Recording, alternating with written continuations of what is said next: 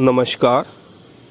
अज असां MA final paper 9th B Sindhi novel जो विकास में नाविल ऐं नाविल नवीस जे बारे में पढ़ंदासीं।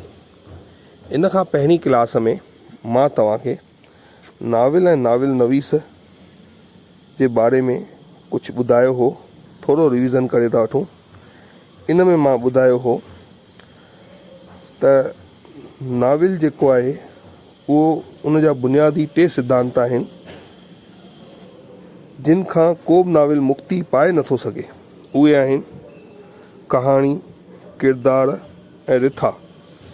पर इन्हनि सिद्धांतनि जे बारे में बि अलॻि अलॻि नाविल नवीस अदीबनि जा अलॻि अलॻि राया आहिनि। के रुगो कहाणी ऐं किरदार खे ही नाविल जा सिद्धांत था मञनि ऐं के वरी कहाणी, किरदार ऐं रिथा टिनी खे। के अदीब किरदार, कहाणी, रिथा में कहाणी ऐं रिथा खे साॻियो था मञनि, के वरी अलॻि अलॻि। इन में मां तव्हांखे अॻियां ॿुधायो हो त तवारीख़ नवीस ऐं नाविल नवीस में कहिड़ो मुख्य फ़र्क़ु आहे। तवारीख़ नवीस में नाविल नवीस जे विच में इहो फ़र्क़ु आहे त तवारीख़ नवीस ॿुधाए थो त नूरजहां केरु हुई ऐं हुन जा कारनामा ऐं कार्य कहिड़ा हुआ। तवारीख़ नवीस वक़्त जूं हक़ीक़तूं थो ॿुधाए। इहो नाविल नवीस आहे जो नूरजहां जे दिलि रूपी दरिया में टुॿी ॾेई हुन जे दिलि जा उमंग ऐं उधमा कढी ज़ाहिर थो करे ऐं ॿुधाए थो त हुन जे कारनामनि पुठियां कहिड़ा राज़ ऐं रमज़ूं मतिलब त मुरादियूं आहिनि। नाविल जो टियों अनासर ॿुधायो मां रिथा। रिथा जो मतिलबु लेखक ॿुधाईंदे चयो आहे त जीअं कहाणीअ में हक़ीक़तुनि ऐं वाक्यनि जो विस्तार थींदो आहे तीअं रिथा बि वाक्यनि जो विस्तार आहे। पर रिथा में वाक्यनि जो कारण ॿुधायल हूंदो आहे। राजा मरी वियो ऐं तंहिंखां पोइ राणी मरी वई। कहाणी आहे राजा मरी वियो ऐं तंहिंखां पोइ राणी दुख में मरी वई। इहा रिथा आहे। कहाणीअ में पुछिबो आहे पोइ छा थियो। रिथा में पुछिबो आहे इहो छो थियो। अॼु असां इन खां अॻियां पढ़ंदासीं। लेखराज अज़ीज़ नाविल नवीस जे वसफ़ुनि जो वर्णन कंदे लिखे थो। वसफ़ुनि जो मतिलबु आहे परिभाषाऊं जो वर्णन कंदे लिखे थो। शानदार ऐं उम्दे किस्से जो मदार आहे मुनसफ़ ऐं तनक़ीद ते ऐं अहिड़ो किताबु हुन जे नुक़्त निगाह खां हयातीअ जे हिकु राइज़नी आहे। हू कॾहिं अदाकारनि जे वाता नुक़्त चीनी कराए थो ऐं कॾहिं पाण करे थो। हिते मुनसफ़ जो मतिलबु आहे लेखक, तनक़ीद जो मतिलबु आहे आलोचना, राइज़नी आहे मतिलबु राया पेश करणु, नुक़्त निगाह मतिलबु नज़रियो आहे। नुक़्त चीनीअ जो अर्थ आलोचना सां कढियो वियो आहे। हर को आला दर्जे जो वारो किसो ज़िंदगीअ मां ई उभिरे थो। ज़िंदगीअ ते ई दारोमदार अथसि ऐं उहे शयूं जे हयातीअ जे अमलनि जो हिकु दफ़्तरु आहे, अर्थात साहित्य खजाने जो भंडार आहे। नाविल में इहो ज़रूरी आहे त कंहिं न कंहिं मक़सद खे पेश रखिजे। मतिलबु अगरि नाविल में को मक़सदु न हूंदो त उहो नाविल न चवाए सघंदो। ऐं मक़सदु पेश करणु वक़्तु लेखक लिखे थो त इख़लाक़ जो दामन हथां न छॾिजे, अर्थात चरित्र जो दामन न छॾणु खपे। जेको साहित्य आहे, नाविल आहे, उहो चरित्र सां भरपूर हुजे। फूहरपन, अश्लीलता न हुअणु खपे। नाविल में मुनसफ़ खे फ़क़ति बामाना, पुरमुराद ऐं दिलचस्प आखाणी कलमबंद करणु घुरिजे। अर्थात लेखक खे अहिड़ी कहाणी लिखणु खपे जंहिंमें का मुराद हुजे, का सम्झ हुजे। कहाणी दिलचस्प हुअणु खपे ऐं सम्झण में अचणु खपे। उन में चारित्रिक ॻाल्हियूं बि हुअणु खपनि। अहिड़ी कहाणी न हुजे जंहिंखे पढ़ण सां अश्लीलता, फूहरता जो आभास थिए। इन ॻाल्हि जो विशेष ध्यानु रखणु खपे। चित्रकार या नृत्यकार, संगीतकार या कवि उन ई संसार जो रहवासी आहे जंहिंजो संबंध घणो तरो कल्पना सां आहे। हुन जो रूह अक्सर आसमान में पियो उॾामंदो आहे। उहो कलाकार जंहिंजा पेर वण जे पाड़ुनि वांगुरु ज़मीन में खुतल हूंदा आहिनि ऐं मथे आकाश में उॾामंदे बि पंहिंजा पेर ज़मीन तां न हटाईंदो आहे, सो आहे नाविल नवीस, जंहिंजो वास्तो दुनिया जे ठोस हक़ीक़तुनि सां आहे। अर्थात त नाविल नवीस जी जेकी लिखणी हूंदी आहे उहा तमामु सुठी ऐं उच्च स्तर जी हूंदी आहे। उहो पंहिंजे नाविल जे सहारे आसमान में पियो उॾामंदो आहे, पर साणो ई उन जा पेर, उन जूं पारूं ज़मीन ते हूंदियूं आहिनि। हू ज़मीन खां एॾो नाविल में जेको आहे चइजे त आडंबर न हुअणु खपे, जो ईअं लॻे जो हीअ सभु त रुॻो हिकु काल्पनिक शइ आहे, बल्कि उन में सच्चाई हक़ीक़त हुअणु खपे। कविअ जी रचियल कविता, चित्रकार जो चिटियल चित्र, रकास जो जोड़ियल नृत्य, संगत राश जो जा ठाहियल बुत सम्झणु आसान न आहे, छो जो उन्हनि जे दाख़िलियत जो हिसो ज़्यादातर रहे थो।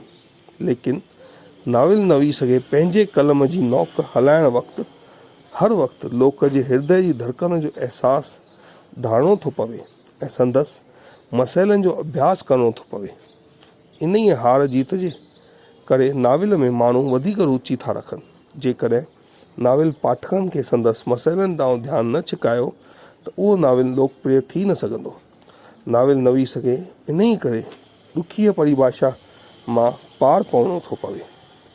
हिते लेखक चवे थो, जीअं को कवि आहे, चित्रकार आहे, या नृत्यांगना आहे, या मूर्तिकार आहे, उन्हनि जा ठाहियल कविताऊं, चित्र मूर्तियूं, उन्हनि खे सम्झण लाइ ओड़ी नज़र खपे, निगाह खपे, हर को उनखे सवली तरह सम्झी न सघंदो आहे। पर हिकु नाविल नवीस खे अहिड़ी त लिखणी ऐं अहिड़ो त नाविल लिखिणो पवंदो आहे जेको पढ़ण वारे खे ईअं लॻे त हीउ शायदि मुंहिंजे मथां ई ठहियलु आहे।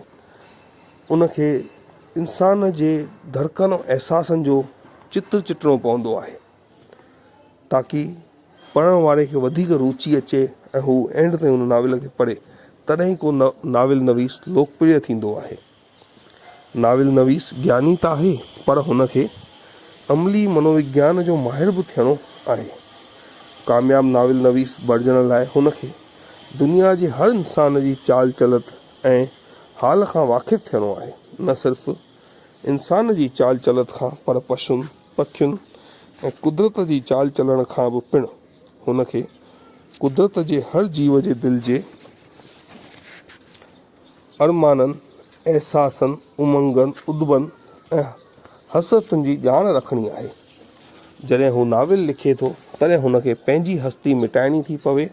हू पाण खे किरदार में समाए थो छॾे, लेकिन हू पंहिंजी निराली कलात्मक ख़सूसियत क़ाइमु रखे थो।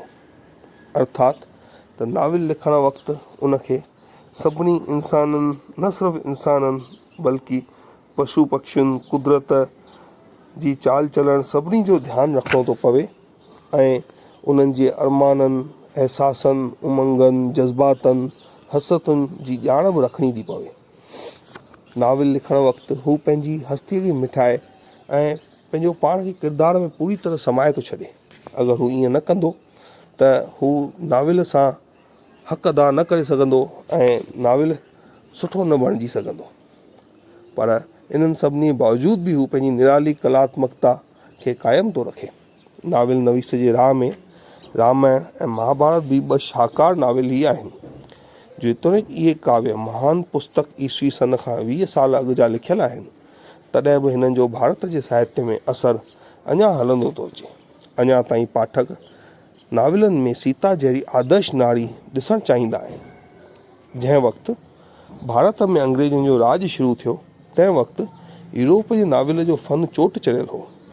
सुभाविक हो त भारत जे नाविल ते यूरोप जे नाविल जो घाटो असरु पवे। उहो असरु अॼु ताईं क़ाइमु आहे। नाविल जे महानता जो दारो मदार इन ई ॻाल्हि ते आहे त लेखक पंहिंजे वक़्त जे वीचारनि, हालतुनि, माहौल ऐं तक़ाज़नि मतिलबु माण मापा जो केतिरो अभ्यास कयो आहे। लेखक जे इन ई अभ्यास में घाटे आज़मूदे जे मेलाप मां नाविल पैदा थिए थो, जंहिंमें हू पंहिंजे मन जी मूर्त, हृदय जो सुपनो दुनिया अॻियां रखे थो। नाविल नवीस सामाजिक घटनाउनि ऐं शख़्सी तर्जुबनि मां इहो तत्व ॻोल्हे थो कढे जो आम रवाज़ी माण्हुनि खे ॾिसण में नथो अचे।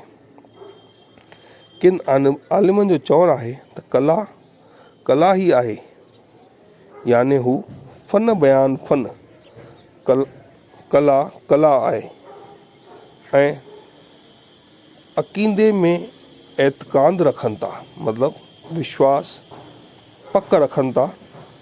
ॿिया चवनि था त साहित्य महज़ विंदुर लाइ आहे। ॿियनि किन जो ख़्यालु आहे त साहित्य ज़िंदगीअ जो अक्स आहे, मतिलबु आईनो आहे। फ़न बराए ज़िंदगी, मतिलबु कला ज़िंदगीअ लाइ आहे। उहे चवनि था त जीवन जो हक़ीक़ी रूप पेश करण सां लेखक जो फ़र्ज़ु पूरो थी वञे थो। किन जो वरी इहो वीचार आहे त साहित्य में सिख्या हुअणु ज़रूरी आहे। फ़न बराए इख़लाक़, मतिलबु कला शिक्षा लाइ। प्रोफेसर मलकानी साहिबनि लिखियो आहे त मुंहिंजो मतो आहे त साहित्य खे विंदुर सां गॾु सिख्या पिणु ॾियणी आहे।